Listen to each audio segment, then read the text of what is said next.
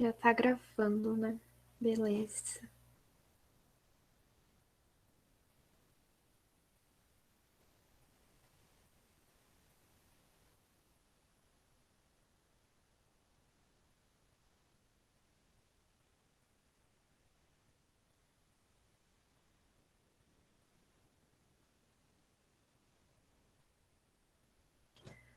Bom, gente, então, boa tarde de novo.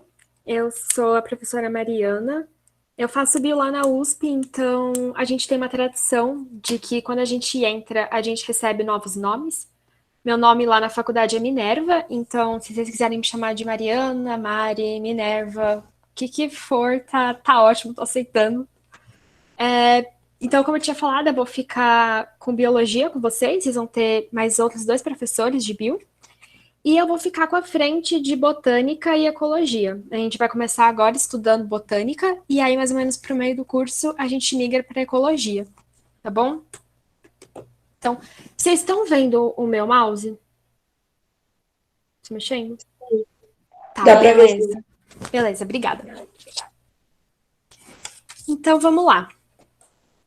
Primeiro, antes da gente começar a estudar, né, só uma formalização do que é a botânica. A botânica é a área da bio que vai estudar tudo que tiver relacionado às plantas. Então, o que é esse tudo que tiver relacionado? Qualquer coisa. Pode ser a anatomia, o funcionamento, a diversidade, distribuição ao longo do mundo. Então, tudo que estiver envolvendo plantas é a botânica que vai estudar. E a botânica acaba sendo responsável também por estudar as algas. As algas não são plantas, são dois organismos diferentes, mas meio que por falta de onde colocar as algas, a gente acaba colocando elas dentro da botânica. Mas só para ficar claro que são coisas diferentes. Plantas são plantas e algas são algas, apesar de serem estudadas pela mesma área. Antes da gente começar a ver um pouco sobre a botânica, eu queria trazer algumas imagens para vocês, para a gente ver um pouco sobre a diversidade de formas de vida, de tudo assim que a gente tem dentro da botânica. Vocês fazem ideia do que é isso que eu estou mostrando para vocês? Quiserem mandar no chat, abrir o microfone, eu tô vendo os dois, então. Não. Não, não faço a mínima ideia. A Professora, não Yasmin, sei. a Yasmin acertou, gente. Isso é uma planta carnívora. A foto tá super ampliada, mas é uma carnívora. Essa gosminha que vocês estão vendo na ponta desses ramezinhos é o suco digestivo que ela vai utilizar para digerir o bicho que cair ali nela. Então, se cair um inseto, um sapinho, um pássaro pequeno, a carnívora vai lá e come. Ela é uma forma totalmente diferente de vida dentro da botânica e ela é muito interessante. Então, agora vocês já conhecem a planta carnívora, ela é super linda. É difícil de cuidar, né? Mas é linda. Aqui a gente tem suculentas. Eu não sei se vocês criam suculentas, conhecem alguém que gosta de suculentas, mas é um grupo relativamente pequeno e é muito diverso. Eu tenho uma Tem. filha muito fofinha. Ai, gente, eu tenho um monte de suculenta aqui em casa. É super gostoso de cuidar, né? Elas são muito fofas. Então, assim, é uma família relativamente pequena dentro da botânica, mas ela tem uma diversidade enorme. Só nessa foto a gente consegue ver um monte de formas diferentes, cores, tamanhos, provavelmente hábitos de vida. Então, mais um exemplo para a gente poder ver essa diversidade que a gente tem dentro das plantas. E por último, eu queria trazer essa flor, que particularmente é a minha flor favorita. O nome dela é Ave do Paraíso, porque algum pesquisador em algum momento jurou por Deus que essa planta se parece com esse pássaro.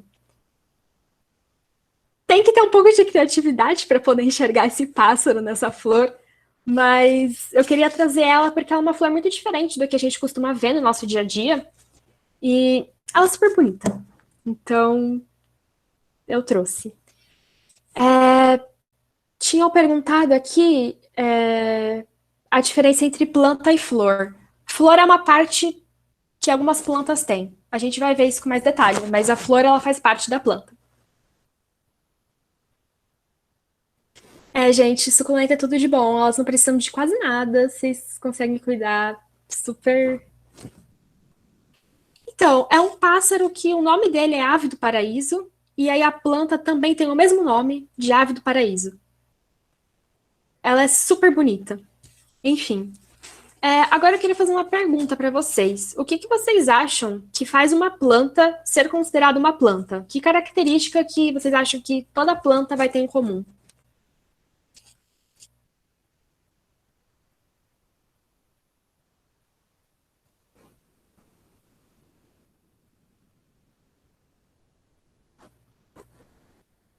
Ai, gente, vocês estão acertando tudo.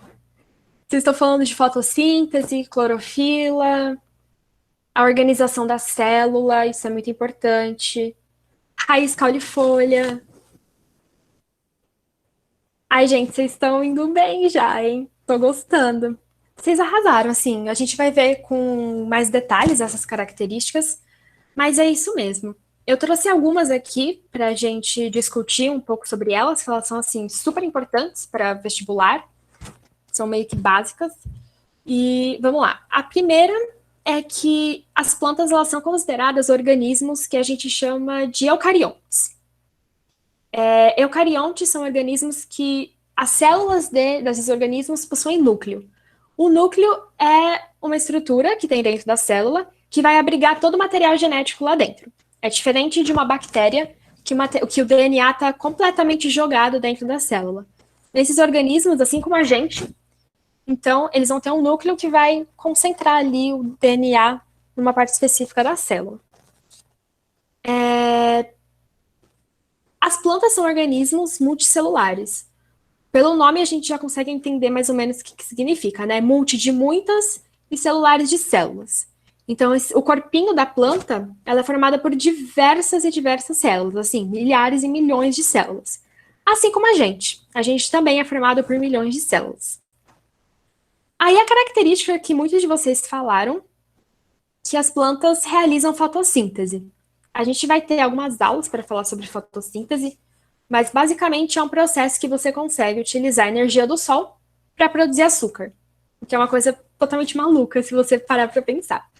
Então as plantas elas vão realizar fotossíntese e os organismos que realizam fotossíntese a gente chama de autótrofos. Esse nome é muito importante, autótrofos.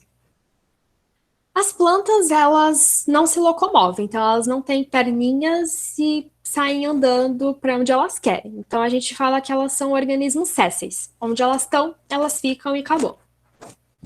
E a grande maioria das plantas que a gente conhece hoje em dia, elas são terrestres. A gente tem algumas plantas que são de ambiente aquático, mas a esmagadora maioria ocupa a terra. Alguma dúvida até aqui? Gente, se eu estiver falando rápido, vocês me falam e eu tento maneirar. Se tiver tudo ok aqui, a gente passa. Tá bom. Então, alguns de vocês falaram também, né, que das características da célula da planta. Então, Pro, oi. Você poderia retomar, por gentileza, o que significa eucariontes? Eucariontes são organismos que a célula deles possui núcleo. O núcleo é uma estrutura que vai concentrar ali o material genético. Vocês vão ter, acho que isso melhor em citologia, mas é basicamente isso, são organismos que têm núcleo dentro das células.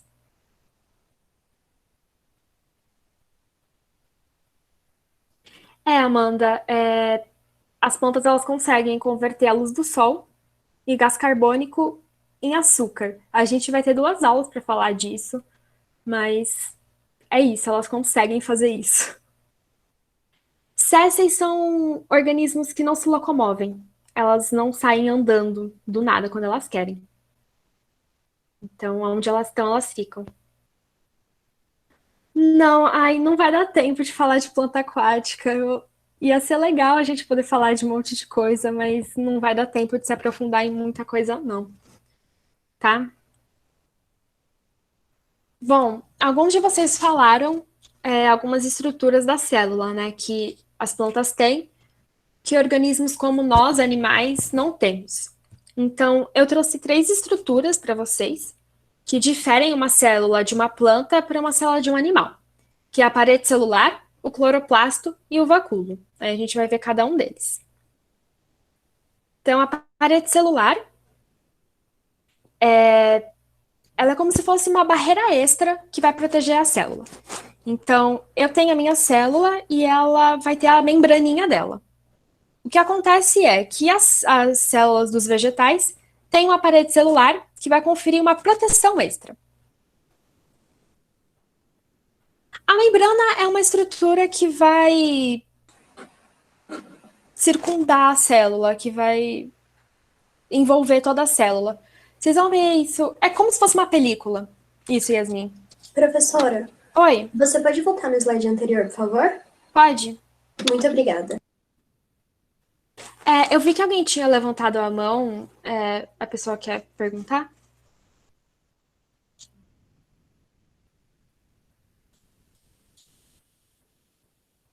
Bom. Então, a célula das plantas vai ter essa parede celular que vai dar uma proteção extra para a célula dessa planta. E essa parede celular é feita de celulose. Acho que vocês já devem ter ouvido falar de celulose. Então, é a composição dessa parede. A gente não tem parede celular, só plantas e outros animais. Outros animais não, outros organismos. A outra estrutura que vocês falaram, e tem a ver com o que vocês falaram de fotossíntese, são os cloroplastos. Os cloroplastos são estruturas da célula que vão ser as responsáveis por fazer a fotossíntese. Então, não é qualquer parte da célula da planta que vai produzir açúcar. São essas estruturas específicas, é como se fossem órgãos mesmo dentro da célula, que a função delas é fazer açúcar, fazer fotossíntese. E eu acho que é a Yasmin que tinha falado da presença de clorofila. Então, as plantas são verdes. Se as plantas são verdes, é porque elas têm um pigmento que deixa elas verdes. E esse pigmento é a clorofila. A clorofila vai estar dentro dos cloroplastos e é o que vai dar a cor verde para as plantas. Tá bom? E aí a última estrutura que quase ninguém fala sobre ela é o vacúolo. O vacúolo é como se fosse uma necessaire dessa célula, que ela guarda tudo que ela precisa, tudo que ela achar importante manter armazenado, ela vai botar lá dentro. Então, se ela quiser armazenar água, nutrientes, açúcar, ela vai usar esse vacúolo para poder armazenar o que ela precisar armazenar. A gente não tem isso no caso. Tá tudo certo até aqui? Professora, Oi. no caso, então, essas três coisas são as que diferenciam essa célula da nossa célula, né? Isso. Assim, tem mais algumas diferenças, mas essas são as importantes. Ah, tá bom. Tá bom? Tá bom. Beleza. Então, tá, a gente tinha falado sobre a diversidade que tem no grupo de plantas, né? A gente tem uma diversidade muito grande de formas de vida, de tamanhos e tudo. E, assim, dentro da biologia, a gente tem uma tendência de separar as coisas em caixinhas, para ficar mais fácil de estudar. É muito mais fácil quando a gente deixa as coisas muito bem separadas, para a gente poder estudar, conseguir pesquisar alguma coisa, conseguir se comunicar com outros biólogos, por exemplo. E o que a gente faz aqui dentro da botânica é basicamente dividir toda essa diversidade que a gente conhece de plantas em 4 grupos. Só 4 grupos. Que são as briófitas, as pteridófitas, as gimnospermas e as angiospermas. Os nomes são horríveis, eu sei, se eu pudesse mudar, eu mudaria. Mas é o que a gente tem. Então, aula que vem a gente vai falar mais especificamente sobre cada grupo, as características deles. Mas eu já trouxe aqui para vocês terem uma noção mais ou menos. Então, as briófitas, elas são representadas pelos musgos, as pteridófitas pelas samambaias, as gimnospermas por pinheiros, e aí eu trouxe a araucária especificamente, porque ela é uma espécie da América. E é legal a gente valorizar a biodiversidade que tem no nosso continente. E as angiospermas são qualquer planta que tem flor e qualquer planta que tem fruto. E aí eu trouxe a macieira. que pelo menos quando eu penso em fruta é a primeira fruta que me vem na cabeça. Tudo bem?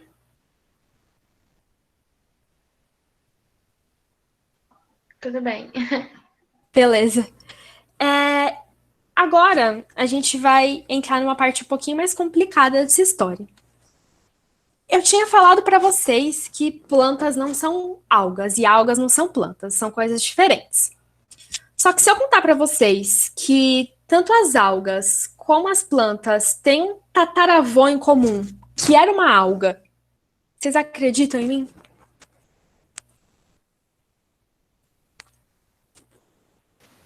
Eu acredito. Acredita, né? A gente confia que é isso mesmo. Então, esses nomes são difíceis e são feios. Assim, péssimos, né? Bom, o que acontece? Há muito, muito, muito tempo atrás, mais ou menos uns 500 milhões de anos atrás, a gente tinha no mar uma população de algas. Uma população de algas verdes que a gente vai chamar de alga verde ancestral. E o que aconteceu? Do nada, assim, por um acaso da natureza, essa população de alga verde se dividiu em duas. Fisicamente mesmo. Uma foi para um lado e outra foi para o outro. Ao longo dos 500 milhões de anos, o que aconteceu com essas duas divisões daquela população de algas ancestrais? Uma delas manteve as características do seu ancestral, dando origem às algas verdes atuais, e a outra parte foi acumulando uma série de modificações ao longo desses 500 milhões de anos e acabou dando origem às plantas que a gente conhece hoje. Então, tanto as plantas como as algas verdes, elas vieram de um mesmo tataravô, que também era uma alga. Beleza? Adaptando-se, ao longo das gerações foram vindo adaptações. Sim, Yasmin, é exatamente isso. Vocês vão ter evolução na frente de zoologia, que vai começar essa sexta, inclusive já com Darwin, mas é mais ou menos isso. Então, essas plantas, elas têm o mesmo ancestral em comum que as algas.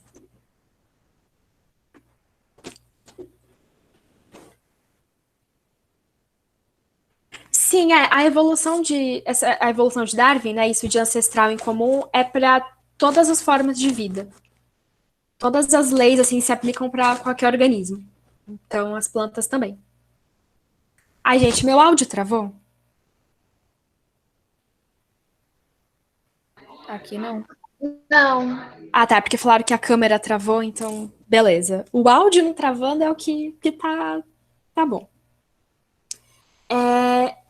Então, eu posso contar essa mesma história que eu acabei de falar para vocês, dessa alga verde ancestral, dando origem a essas duas linhagens de uma maneira um pouco mais, eu não diria difícil, mas de uma maneira um pouco mais detalhada.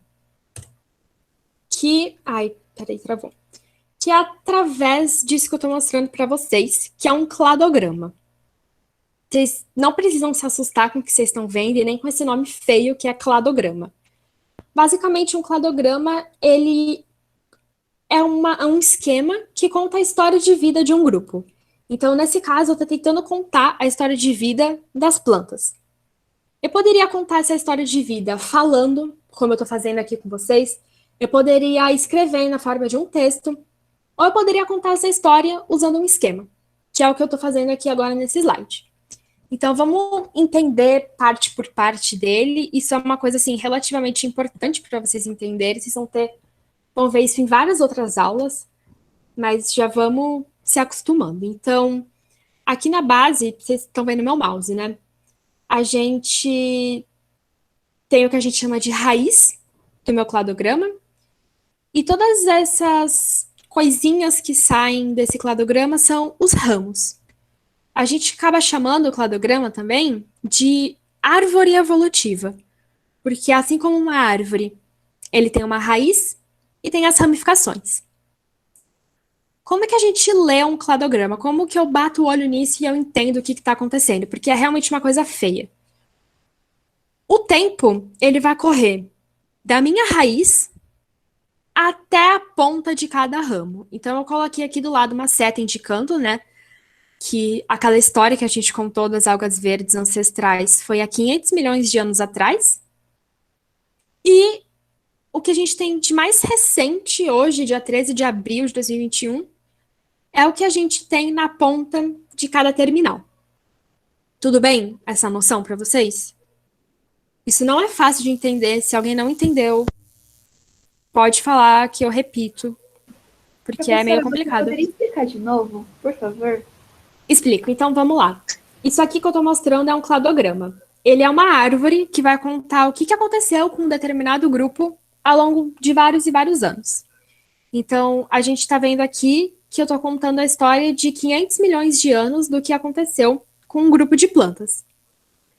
Aqui onde eu estou indicando com o mouse, na base desse cladograma, a gente tem o que a gente chama de raiz. A raiz é onde tudo começa. E esses ramos que partem, que chegam até os dias de hoje, a gente chama de ramos, de ramificações. E a gente acaba lendo ele da raiz até as pontas.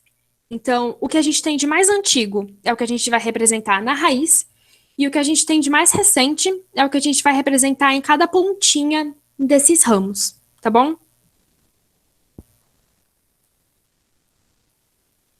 Isso aqui que eu tô contando é quase a mesma coisa que eu mostrei no outro slide, que a gente tem um ancestral comum aqui, que deu origem às algas e deu origem às plantas. A única coisa que eu fiz é que aqui eu só coloquei plantas, e nesse slide eu abri um pouco esse grupo das plantas para mostrar mais detalhes para vocês. Mas isso aqui que vocês falaram que tinham entendido é a mesma coisa que isso, eu só botei na vertical e aumentei um pouquinho ali as plantas. Mas é a mesma ideia do que eu mostrei aqui, de ter um ancestral. Oi. Passa o próximo slide, por favor, só pra gente mostrar. Tipo assim, o fato das briófitas estarem, tipo assim, mais abaixo, as pteridófitas mais acima, significa que as briófitas são mais antigas, então? Sim, esse era a próxima coisa que eu ia falar. Você sim. matou. Tá Exatamente. Então, bem, você já adiantou aí para mim a história, mas a partir disso, a gente consegue descobrir que grupo veio primeiro e que grupo veio depois. Então, professora, basicamente, os angiospermas vieram das briófitas. No caso, os angiospermas vieram das pteridófitas, que vieram dos briófitas, que vieram das algas, que vieram da alga verde ancestral? É mais ou menos isso. Eles compartilham o mesmo tataravô, assim. O mesmo tataravô que deu origem às pteridófitas deu origem a esse outro grupo aqui, das Entendi. gímenos e das anjos. Então, isso que vocês falaram é extremamente importante, a gente saber que grupo veio primeiro e que grupo veio depois. O que a gente vai usar para entender é essa seta aqui que eu botei aqui do lado, que indica para onde o tempo corre. Se a gente vê em que ponto que as briófitas surgiram, que é onde eu estou apontando com o mouse, a gente segue aqui na nossa escala de tempo, é relativamente perto dos 500 milhões de anos atrás. Se a gente vê quando as angiospermas surgiram, que foi aqui, e a gente for na nossa escala de tempo, a gente vê que elas surgiram muito mais recentemente. Então, tanto as gimnospermas como as angios, elas são bem mais recentes do que as briófitas, por exemplo. Então, os musgos, eles estão ocupando a Terra desde muito tempo atrás. Foi só mais recentemente que acabou surgindo na Terra as gímenos e as anjos. Sim, é possível essa evolução continuar acontecendo, ela está acontecendo no momento. É que a questão é que isso aqui a gente está falando de milhões de anos, então agora é um pouco difícil da gente ver isso acontecendo na natureza. Mas isso está acontecendo. Daqui 2, 3 milhões de anos, quem estiver aqui na Terra ainda vai poder observar o surgimento de novos grupos que estão acontecendo agora, nesse momento. A evolução é uma constante, ela está acontecendo enquanto eu estou falando aqui com vocês.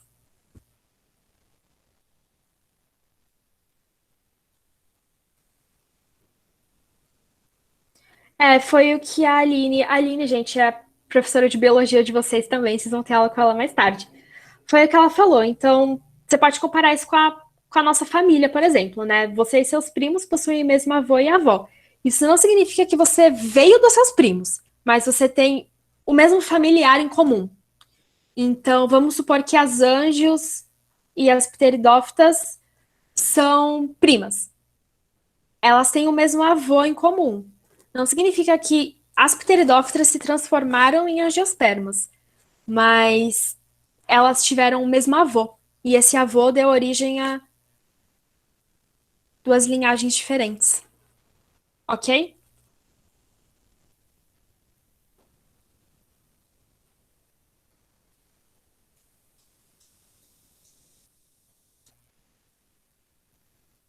Beleza. Gente, se não ficou claro isso, a gente repete de novo, porque é uma parte, além de ser difícil, é uma parte importante. Então, se alguém for com qualquer dúvida, tipo, professora, não entendi desde a hora que você falou boa tarde. A gente volta.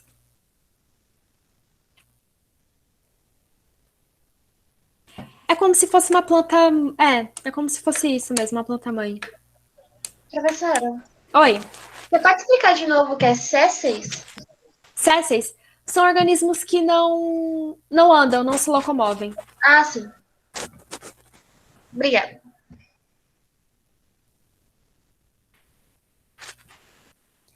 Sim, as briófitas elas são bem mais próximas das algas. É exatamente isso. Então vamos lá, a Juliana falou que tá meio confuso ainda, então a gente vai ver isso mais uma vez agora. Aí eu vou continuar com a aula, porque senão a gente vai ficar muito atrasado.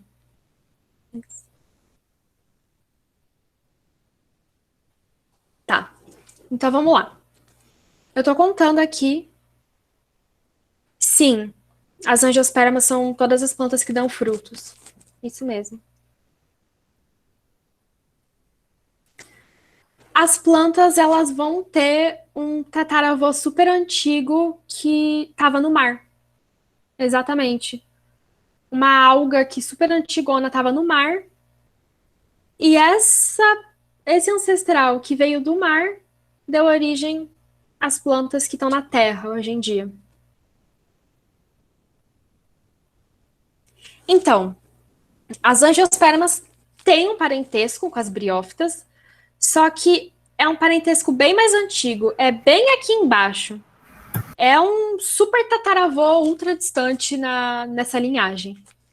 É um ancestral assim, é um tataravô que você nunca nem ouviu falar dele. Mas tecnicamente eles têm esse parente aqui na família em comum. Mas é bem mais distante.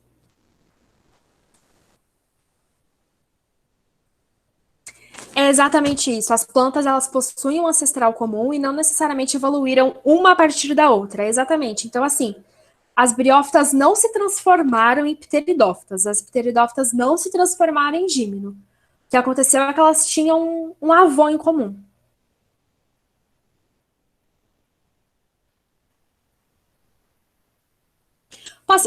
Eu já posso voltar agora, então, no slide da parede celular.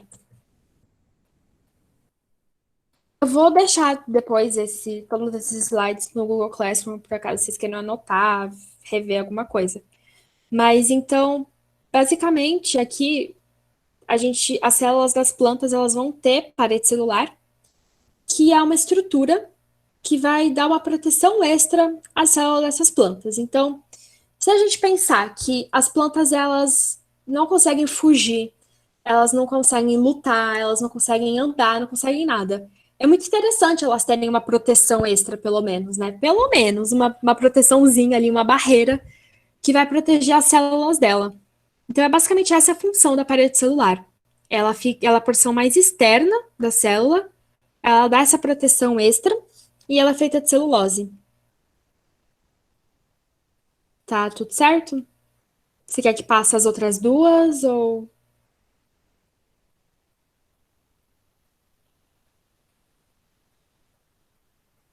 Tá, beleza. Então vamos lá. Tá, então eu falei desde o início da aula que as algas não são plantas. Mas por que que as algas não são plantas? Porque assim, elas são parecidas. Ambas são verdes, ambas têm um ancestral em comum, têm um tataravô em comum. Por que que a gente não considera logo que alga é planta e facilita a história? As algas, elas têm características que são parecidas com as plantas, e principalmente a nível das células. Então, se a gente for olhar a célula de uma alga e a célula de uma planta, elas são bem parecidas. Então, ambas vão ter o cloroplasto, que a gente falou, que é a estrutura que vai fazer fotossíntese. Ambas vão ter a parede celular, que vão dar uma proteção extra àquela célula. Então, se a gente parar para analisar sobre esse aspecto, realmente as algas são parecidas com plantas. Só que as diferenças são mais fortes. Então, apesar de elas serem parecidas, as diferenças são mais gritantes e fazem a gente separar, falar, não, alga não é planta, a gente tem que colocar num grupo separado, porque não é a mesma coisa. Eu trouxe duas características, e vocês não precisam se preocupar tanto, é só mais por curiosidade, para a gente conseguir entender melhor. As algas não têm tecido. O que que é tecido? Tecido é um conjunto de células que tem uma função específica. Então, por exemplo, no nosso caso, a gente tem tecido nervoso. Tecido nervoso é um conjunto de neurônios que estão exercendo uma função específica. Eles estão controlando o nosso organismo, mandando impulso elétrico. Eles têm uma função determinada. Aquelas células estão unidas entre si, são mais ou menos parecidas, e têm uma função específica. As algas não têm isso, elas não têm tecido. Então, todas as células fazem o que precisar, não tem uma divisão de função igual a gente tem, igual as outras plantas têm. E isso, assim, é o detalhe do detalhe do detalhe, que o embrião das algas é formado por uma única célula, enquanto que o embrião das plantas é formado por várias e várias células. Mas isso é só um detalhe, assim, por descargo de consciência que eu trouxe para vocês. Bom, quando a gente estava falando... Ai, travou tudo, gente, peraí. Bom, enquanto destrava, eu vou falando. A gente tinha falado, então, que aquela alga verde ancestral deu origem às algas que a gente conhece hoje, deu origem ao grupo de plantas. Mas não foi só o surgimento de plantas que aconteceu. Quando a gente tem o surgimento, nem alga, nem planta tem sistema nervoso. Foi só um exemplo. Que, tipo, o que é tecido? Eu tava explicando o que era um tecido, e aí eu dei o exemplo do sistema nervoso, mas tanto alga como planta não tem sistema nervoso. Tem mais diferenças entre alga e planta, só que a gente entraria em muitos detalhes que eu não acho que são necessários. São coisas muito complexas. Posso voltar. Então, as semelhanças que a gente tem entre as algas e plantas são coisas das células mesmo, presença de cloroplasto, presença de parede celular. Só que a organização dessas células é muito diferente. Então, nas plantas, essas células se organizam para formar tecidos, que vão ter uma função específica. As algas não têm essa organização das células em tecidos. E aí, isso na biologia, a gente fala que, assim, é uma diferença muito grande para a gente poder falar que é a mesma coisa, que alga é planta. Tá bom?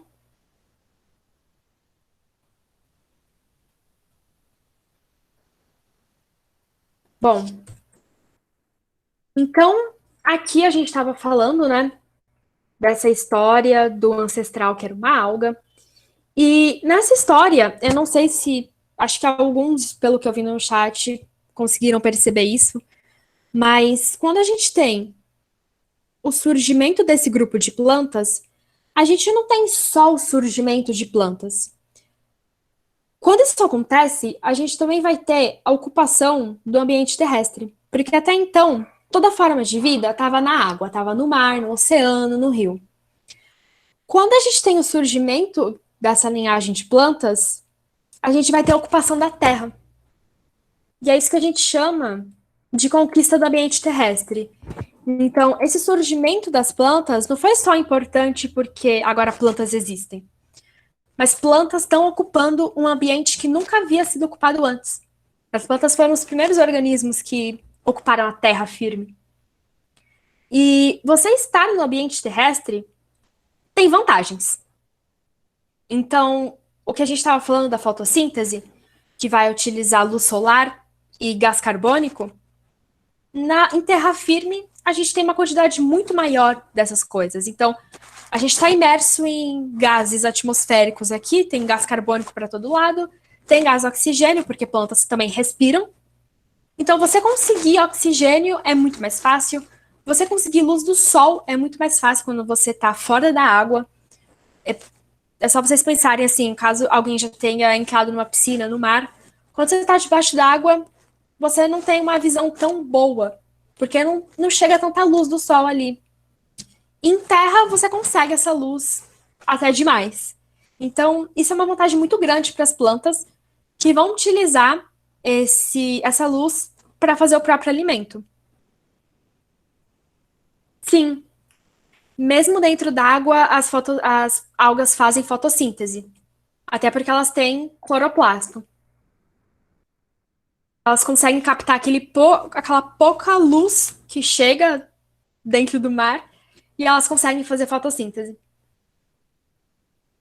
Não vai ser uma fotossíntese tão eficiente como a das plantas, porque a quantidade de luz que vai estar chegando é menor. Então, a gente tem essa vantagem de estar no ambiente terrestre, que a planta... A gente não, né? As plantas vão ter essa vantagem de estar no ambiente terrestre, porque basicamente tem quase tudo que elas precisam. Só que a desvantagem ela é muito óbvia. Você tá fora da água, você não vai ter acesso à água. O acesso à água vai ser muito mais difícil. Porque antes, você estava submerso na água, você nadava na água. Você não precisava ir atrás de conseguir água e armazenar água, porque você pode perder a qualquer momento. Não, no ambiente aquático você tem água ao redor de você, do seu lado, na sua frente, atrás. No ambiente terrestre, as plantas vão encontrar essa dificuldade. Porque além de encontrar uma quantidade muito, muito, muito menor de água, é muito fácil de perder essa água. Então, por transpiração mesmo, elas acabam suando, os organismos suam e essa água evapora. Então é muito fácil de você perder água e é muito difícil de você conseguir acesso à água. E, assim, como essas plantas conseguiram driblar essas desvantagens, a gente vai ver nas aulas seguintes. Mas a ideia é que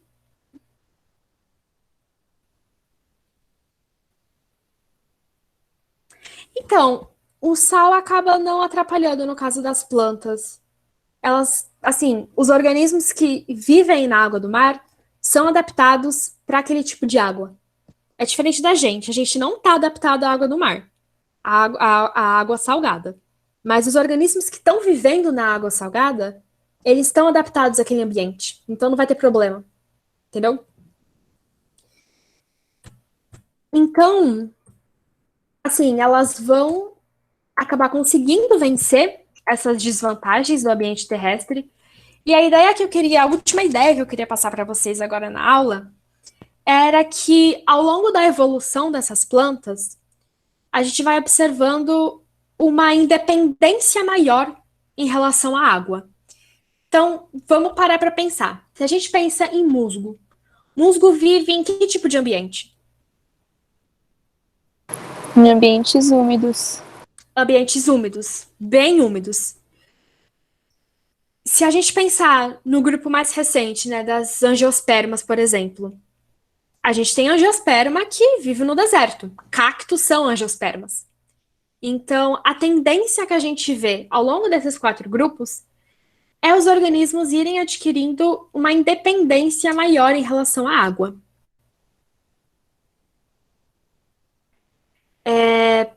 Peraí.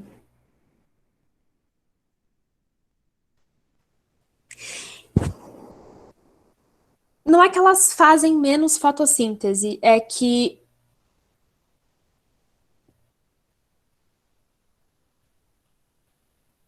vamos pensar assim, no mar a gente tem uma quantidade muito grande de alga.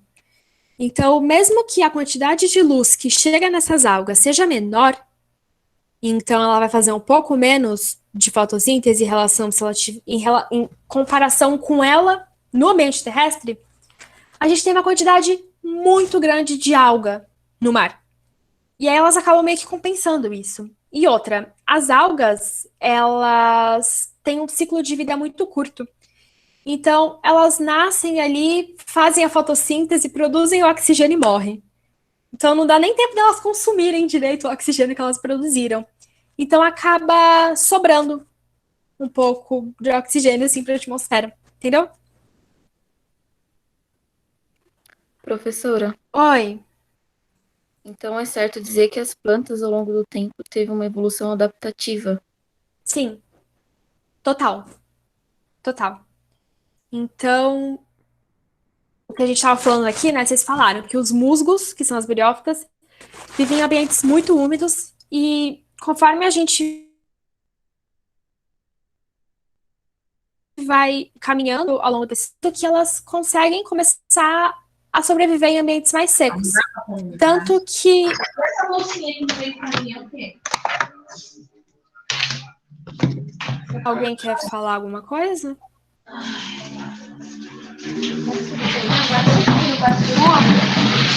Ah, ninguém foi seu guarda. A senhora tá indo aí? Só chuta Acho que alguém tá com o microfone aberto. Mas, enfim.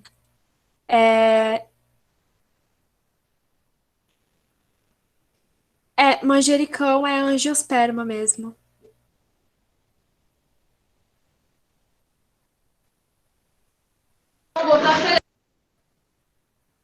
Sim, é certo dizer que toda evolução é adaptativa. Vocês vão ter evolução melhor com o professor Tiago, mas aí vocês vão ver isso com muitos detalhes. Mas, enfim, o que eu tava falando, né, que a gente vai encontrar organismos que são muito bem adaptados a esse ambiente terrestre. Então, os cactos, por exemplo, eles estão num ambiente totalmente seco, assim, chove raramente, e quando chove, os cactos conseguem pegar essa pouca água e armazenar. Isso é uma característica adaptativa muito interessante. Mas, assim, quando eu falo de independência em relação à água, não é uma independência total. Todo organismo precisa de água para sobreviver. Tanto que quando a gente vai procurar a vida fora da Terra, a primeira coisa que a gente procura lá em Marte é água. Sem água, a gente desconhece qualquer organismo que consegue viver sem água. Então, essa independência é uma independência relativa. Então, as angiospermas, elas são mais independentes em relação às briófitas, por exemplo. Mas, no fim, todos os organismos vão precisar de uma quantidade relativa de água. Ficou clara essa ideia? Sim, muito claro. Tá, beleza. Agora são 5h50. Teoricamente, a aula acabaria agora. E aí, vocês teriam 5 minutos de intervalo. Eu tinha trazido 2 exercícios para fazer com vocês, mas não vai dar tempo. Então, eu vou postar esses slides no Google Sala de Aula. E aí, se vocês quiserem pegar os slides e fazer esses 2 últimos exercícios, seria muito legal. Eu queria agradecer vocês, então, por estarem aqui nessa aula. Eu deixei meus contatos aqui. Se alguém tiver qualquer tipo de dúvida, pode me chamar no WhatsApp, no Facebook, no e-mail. Eu até prefiro que seja no WhatsApp. Eu acho uma coisa mais próxima, assim, né, de professor e aluno. Mas se quiserem me mandar um e-mail também, pode mandar. Eu vou responder à vontade. Queria dizer que essa foi a primeira aula que eu dei na vida. Então, se alguma coisa não tiver ficado clara, ou se eu tiver embananado em alguma parte, eu peço perdão, porque é a primeira vez que eu tô fazendo isso. Mas. Então é isso, gente. Vocês podem ir pro intervalo de vocês. Eu vou parar de compartilhar a tela.